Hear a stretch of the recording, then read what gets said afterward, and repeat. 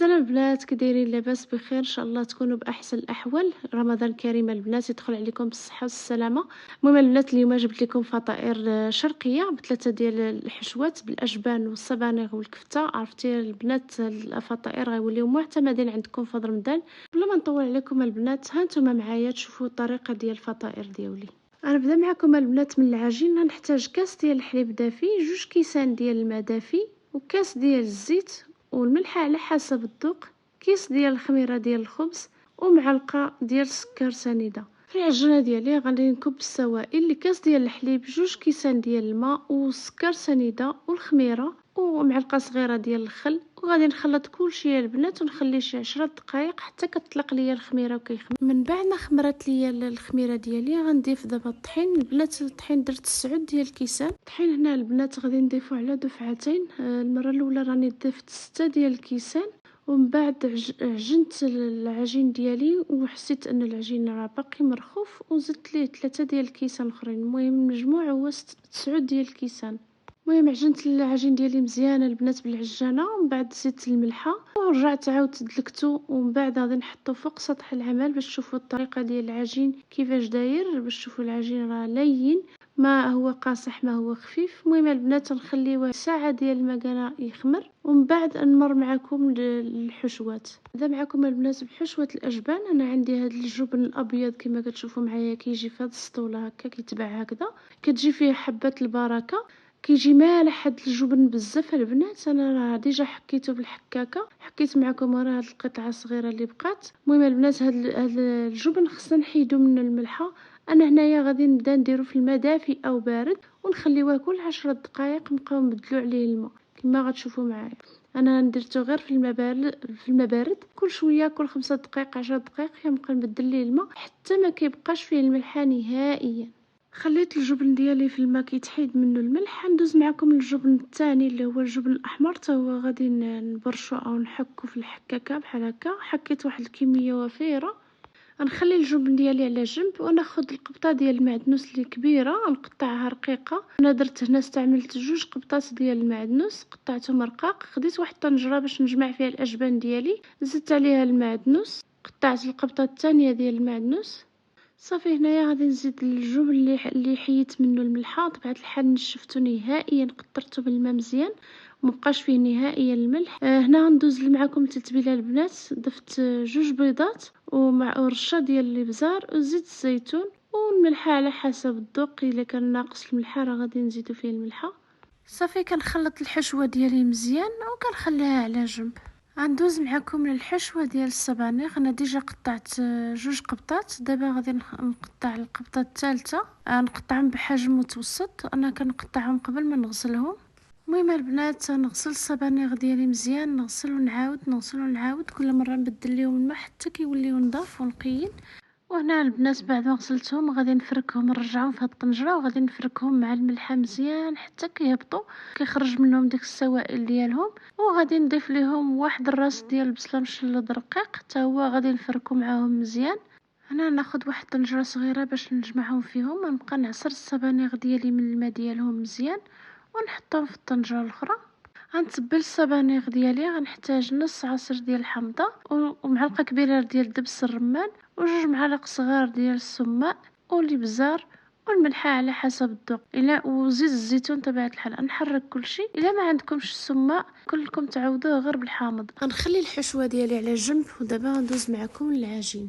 من بعد ما داز الساعه العجين ديالي هو خمر معايا، غادي نبداو في الحشو ديال الفطائر. هذه الكفته اللي ما تصوراتش معايا، اللي صورتها ما لقيتش الفيديو ديالها نهائيا حتى نقول لكم المقادير ديالها. عندي هنا الحشوه ديال السبانخ، وهذه الحشوه ديال الاجبان، وهذه زلافه ديال زيت الزيتون مخلط مع زيت الابيض. غنبدا نحط العجين ديالي على سطح العمل، نقسموه على 2، ومن بعد نقطعوه قريصات بالحجم اللي بغيتو. انا قطعته على حجم متوسط، ودرت كل قريصه كورتهم وجمعتهم ودرتهم في البلاستيك باش ما ينشفوش ليا. خديت اول قرصه اللي جمعتها في الاول، حطيتها على سطح العمل وجبدتها بالدله كما كتشوفوا معايا بمساعده ديال الدقيق. هنا البنات كنقطع بهاد القطعة هادي، نتوما أي قطعة عندكم ولو غير بالكاس. المهم البنات غنقطع العجين ديالي، نحيد العجين الزائد نجمعو حتى نعاود نطلقو. هنا البنات غنقول لكم المقادير ديال الكفتة اللي صورتهم وتسجلاتش ليا.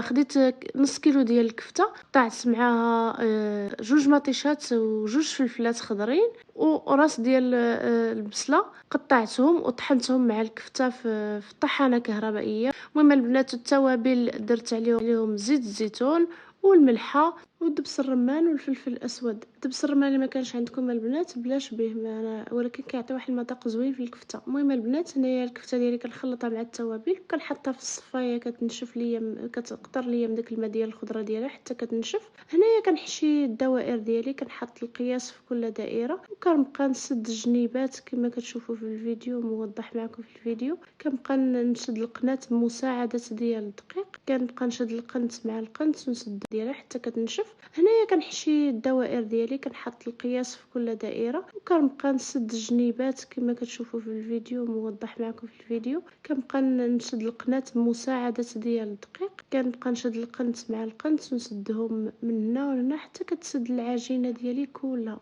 وهذا هو الشكل النهائي ديالها البنات. المهم كنستمر بحال هكا حتى كنسالي الحشوه ديالي كلها.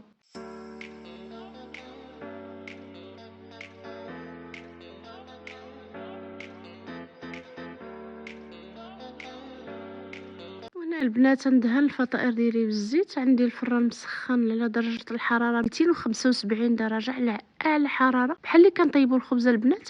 نديروهم من واحد 15 دقيقه وكيكونوا واجدين. هنايا من بعد 15 دقيقه راه واجدين ليا الفطائر ديالي كما كتشوفوا معايا ذهبيين. غنحط الصينيه الثانيه.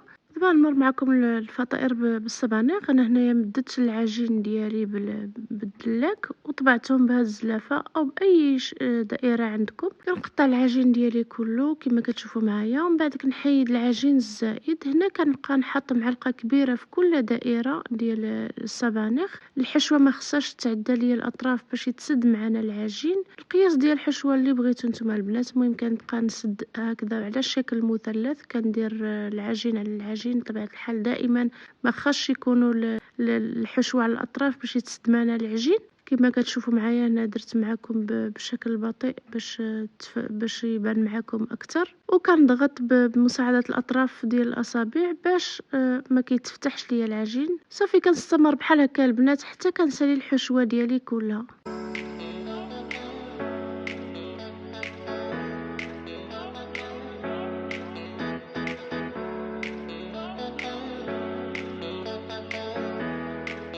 كندهنهم حتى هادو بالزيت وكنتكهم بالفرشيط باش ما كيتنفخوش ليا. صافي كندخلهم حتى هما للفران يطيبوا على خاطرهم. وندوز معكم دابا الحشوه ديال الاجبان. وهذه حشوه الاجبان ديالي. غادي نقطع العجين ديالي بنفس الدائره الزلافه او باي دائره عندكم. المهم البنات نحيد العجين الزائد ديالي. انا هنايا موجده صينيه، نص ديال الصينيه من قبل كما كتشوفوا البنات. هنايا الدوائر ديالي كنزيد نجبدهم بالدلاك شويه على شكل بيضاوي او طولي باش كيجيونا على شكل قوارب. وهنا كندير ليهم كنعمرهم بالجبن معلقه ولا على حسب الطول ديال العجين اللي عندنا. كنعمرهم بالجبن وكنسدهم مع الجناب، كنخلي لهم الوسط مفتوح. صافي وكنحطهم في الصينيه ديال الفرن ديالي كما كتشوفوا معايا كيجيو على شكل قوارب. وهذو هما اخر فطائر بقاو ليا. كنستمر بحال هكا حتى كنسالي الحشوه ديالي. المهم البنات كندهنهم بالزيت مع الاطراف وكندخلهم للفران حامي حتى كيطيبوا ويتحمروا. وهانتوما معايا البنات تشوفوا الشكل النهائي. وهذا هو الشكل النهائي ديال الفطائر ديالي البنات. هادو بالفطائر بالكفته، وهادو الفطائر على شكل مثلث بالسبانخ، واللي على شكل قوارب بالاجبان. فريمون البنات كيجيو هاد الفطائر رائعين، والعجين قطني البنات واعر، حشوه اكثر من رائعه وكيعطيو كميه وفيره البنات. وإلا جربتم البنات اكيد ما غاديش يخطاوكم وغيوليو معتمدين عندكم في هذا رمضان ان شاء الله. المهم البنات نتمنى ان شاء الله ينالوا الاعجاب ديالكم وتشاركوه مع صحابكم وحبابكم. ما تبخلوش عليا بالتعاليق الزوينه ديالكم، وبالصحه والراحه البنات. خليت لكم راحه الله. نهاركم مبروك.